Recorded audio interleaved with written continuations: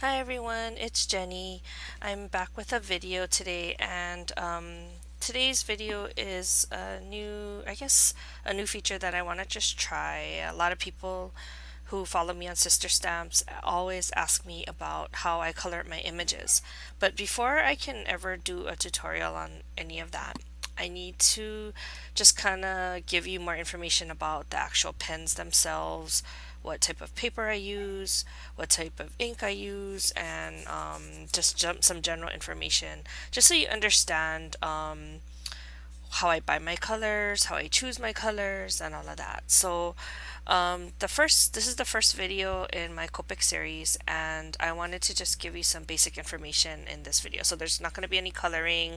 I'm just going to explain the different types of pens that Copic offers and the features of the pens, and I'll go over the numbering system. I think that that alone will be of great benefit to you. When I was first getting into the pens, I first bought it's actually like a skin white color. So it was this can you see it? E00, and it's called Skin White, and it was the first pen that I ever bought. It wasn't this one; it was actually a Chow, which is this type of pen. But I just felt like, oh, if I color with what is it called? Color pencils, then I still need like a skin color, so it's always good to have skin. So I invested in my first pen, and after that I just couldn't get enough. And I started watching what other people did on blogs, and I wasn't into YouTube back then, but I would just kind of study the people that I really liked the way they colored, and I tried to figure out how they colored up their images and did blending and light source and all that stuff. And I stumbled upon a really good blog called Scrap Bits by Suzanne Dean. And she actually offered some online classes on how to color Copic coloring a while back, and my friend Debbie took one of her classes and got some really good feedback on what she did in the class. But I never actually took any. I did take one class when I went to Honolulu once, and it was by a certified Copic instructor, but it was not the certification class.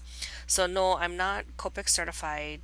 I never took the classes. I do not know what they teach in the classes, but I um, just wanted to share what I've learned through either research online or by watching other people's videos and just some experimenting on my own.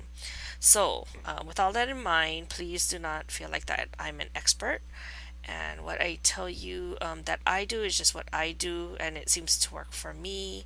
Um, the other tip that I give people who take my class is if you um, just be careful, because anybody can put anything on the internet. Like right now, I'm putting my video on on YouTube, right?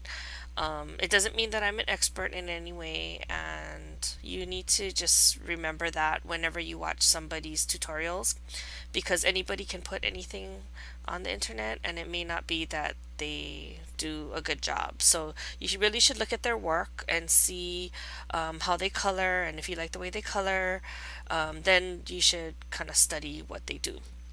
Anyway, that being said, again, this video is not to really start the coloring process, but it's just to give you a little bit more information about the actual pens themselves. So, the beauty of Copic markers is that they are alcohol-based ink, and that allows you to blend the colors nicely. And by blending, I mean like you won't see all the streaks if you blend it out correctly. But let's start with the different types of pens first. So I already showed you that they have this one called the Chow. The Chow is a round pen, has a round barrel, and it has a chisel tip on one side, and it has I call it super brush on the other side. And this is the side that I use more often. I only use this side to basically refill my pens. The nibs themselves are replaceable, so you can buy replacement blades, and I mean, not blades, but nibs, and then this is refillable. So I actually started off by buying the chows because they were cheaper than the sketches. These are the sketches.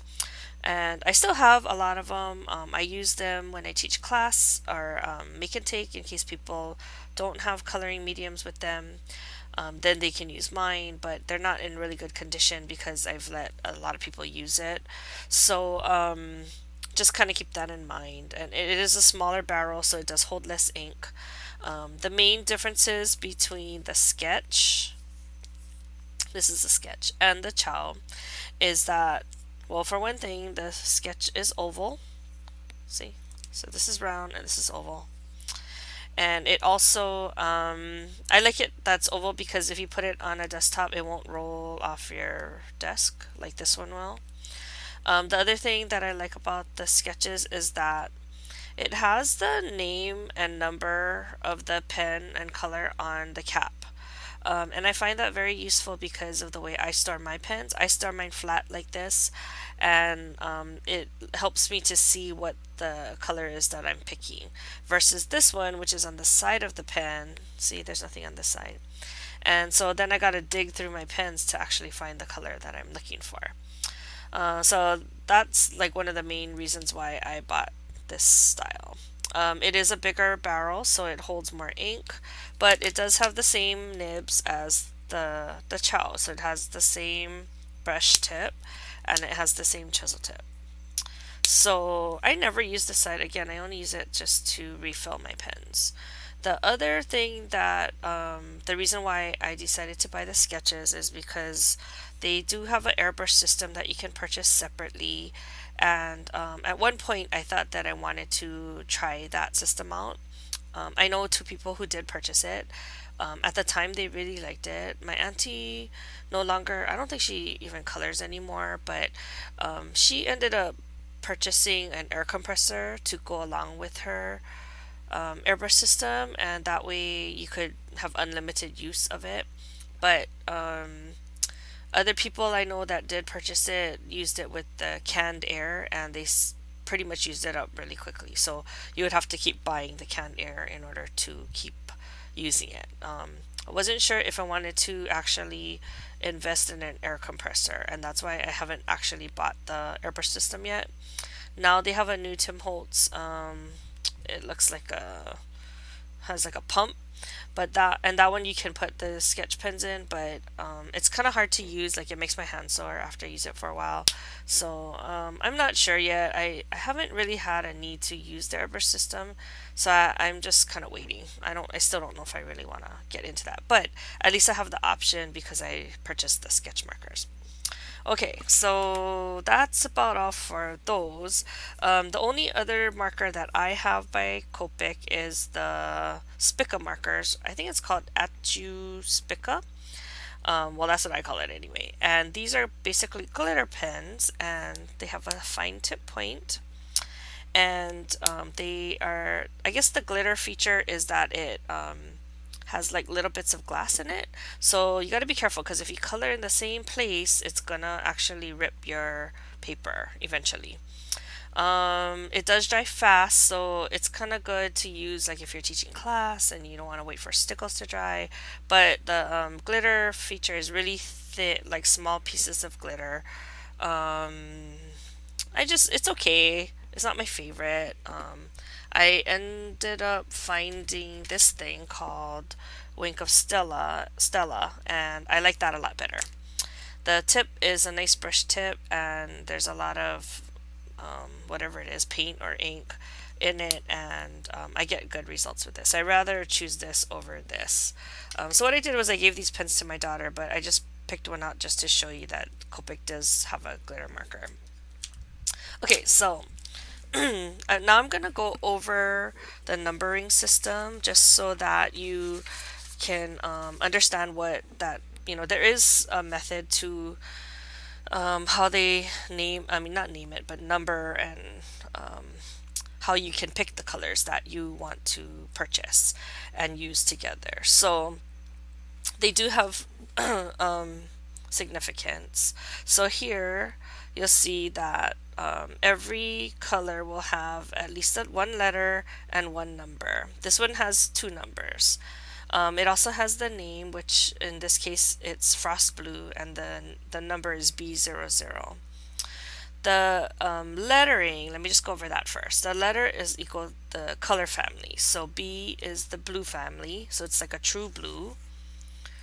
Then you have BG, which is like blue-green, so more like your aquas and your teal colors. And then you have BV, which is blue-violet, so that has more purple undertones. And then you have green, or G, and that's your true greens. Then you have YG, which is your yellow greens, so those again have a more yellow undertone. And then you have Y, which is yellow, YR, which is basically orange, right? R, which is red, RV, which is pink, V, which is violet. Now E is more, it's your like your earth tone, so a lot of your browns and your neutral colors. And then we have 100, which is black. They also have a 110, which is a matte black or a special black. I forget what it's called. You also have the 0, which is, I don't know if you can see it. 0, which is a colorless blender. It's kind of deceiving that they call it a colorless blender because it doesn't really blend that well. I do use it for one technique that I'll eventually show you in one of my videos, but basically it's just they call it like a pusher. It pushes ink away. So sometimes people try to, like if you color outside the lines, they'll try to use the blender to push it back in the line, but I have not been that successful at using that feature. So I use it for one other technique that again I'll share with you in another video.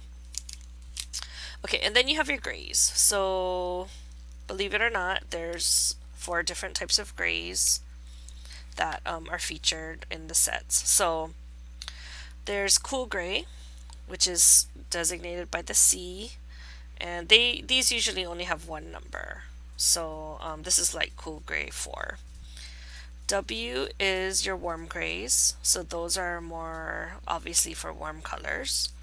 Then you have T, which is toner gray, and N, which is neutral gray. So I use a lot of C's when I do Asian hair, because Asian hair typically has a lot of cool or blue undertones. If I were to use more like browns, I might go with like warm gray, like if I want more like a ash gray looking color.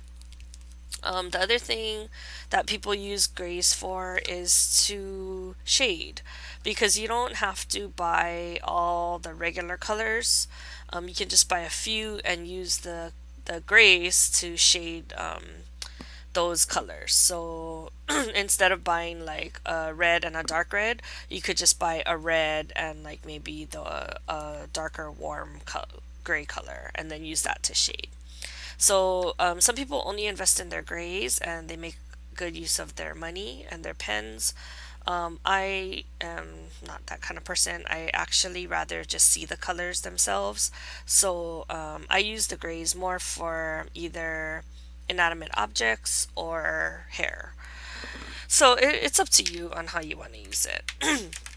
Okay, so the next feature that I want to go over is the numbering, right? So I told you here that sometimes you'll have 2 numbers after the letter, and the first number is the saturation, or how vibrant the color is. So a 0 will be very vibrant, and let me see if I have a sample here. A 9 will, like, see, it's YG9. The 9 is like a dull grayish color. So this one will be more vibrant and this one would be more gray looking. Okay. So the second number, in this case, it's 0. That is how light the marker is within that saturation group. So let me see if I have something else that I can show you. Okay, so here you have a B00, which is a very, very light blue. And then you have a B05, which is a darker blue, but it's still vibrant in color. Yeah. So I don't know if that kind of helps explain some of that to you or not. Let me show you the other one that I was talking about. So when you comparing the first number, which is the vibrancy of the color, this is a good example. So in this case, it's R29, and so that would be very vibrant, more vibrant because it's a lower number, and R59 is more of a duller color because 5 is higher than 2. So I don't know if that helps illustrate it better for you, but I thought I would try to get you some samples so you can see what I'm talking about. Okay, so now the magic happens when you're trying to actually build your collection and you don't know, and you want to do shading and you don't know which colors go together or will shade together. Now, let me just say this. I'm not saying that it won't shade or highlight if you use different colors from the system that I'm trying to teach you. It's just that if you do choose colors within this system, then it will probably blend better or easier than other colors, because it may be too far apart in the tones and so forth. So let me just kind of go and explain it to you. So what I normally do is I will pick a color that I like. So say I really like this B02, which is called Robin's Egg Blue. So what I want to do, if I want to find another or a couple colors that will either shade or highlight this color, then what I do is I pick colors with the same first number and the same first letter, same first number, and then on the last number it'll be like two numbers up or two numbers down, two or three numbers up, two or three numbers down. Anything more than that is going to be a little bit too drastic and it may not blend as nicely. So here, let me just show you. So say I picked this B02 and that's the color that I really like and I want to feature my other colors around it. So I'll go for this B05 or maybe like a B04. I think that didn't have a B04, that's why I went for B05. And then the other color is B00. So it's two numbers up, which is 0, and three numbers down, which is 5. And what that does is this color will be used to shade, and this color will be used to highlight and blend all of the colors together. So, if you just kind of keep that method in mind, whenever you pick your colors, you'll just kind of pick one color that you like. So say I like this one, BG15. Then what I'll do is I'll pick a BG 13 and maybe a BG 17 or something like that. And then if I do like let's see, if I do a E35, then I'll pick E37 and E33. So anyway, that's kind of how I learned how to pick colors so that they will blend nicer together. Don't be like me and make this mistake. I thought I wanted every single color. I bought sets of these sketch markers, which cost an arm and a leg. And although I have a lot of markers, I don't use all of them. What you'll find after a while, after you start to get to know your pens better, is that you will start to gravitate towards certain sets of colors. Like for me, as you can tell, I really like this B set because I guess I tend to like the more lighter or vibrant looking colors. But I do have some of other favorites in other color schemes. And you'll tend to just gravitate to the ones that you use all the time. So like for me, because I do a lot of Asian stamps for sister stamps, I do a lot of the cool grays. I also have certain colors that are favorite skin tones. But I'm starting to experiment a little bit more and try out other combinations. So again, it doesn't mean that you can't blend other colors. It's just that this makes it easier for you. So hopefully that helps you be more selective in what you pick and also saving money. I'll be back with more videos on Copic pens and just so you can get a basic understanding of it before you even start to use it. If you have any questions regarding Copic markers, again, I'm not an expert, so please don't quote me on all of these things. But if you have questions and maybe I know the answer, try leave me a comment down below and I will either answer you directly from that comment or I will try to address it in another video if there's like a lot of questions on that topic. But otherwise, hope you enjoyed this video and let me know what you think. I guess I'll see you in the next video. Bye.